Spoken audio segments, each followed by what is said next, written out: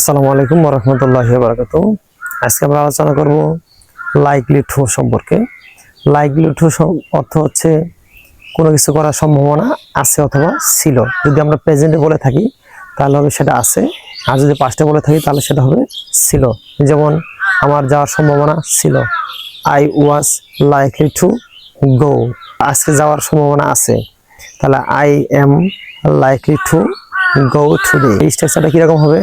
Subject plus am is are was were plus likely to plus ভি1 plus extend. প্রেজেন্টে আমার খাওয়ার সম্ভাবনা আছে, তাহলে I am likely to eat. আমার পড়ার সম্ভাবনা আছে, I am likely to read. আমার খেলার সম্ভাবনা আছে, I am likely to play. তার যাওয়ার সম্ভাবনা ছিল, হি ওয়াজ লাইকলি টু গো। তার গল্প করার সম্ভাবনা ছিল, তাহলে হি ওয়াজ লাইকলি টু গসিপ। তার দান করার সম্ভাবনা ছিল, তাহলে হি ওয়াজ লাইকলি টু ডোনেট।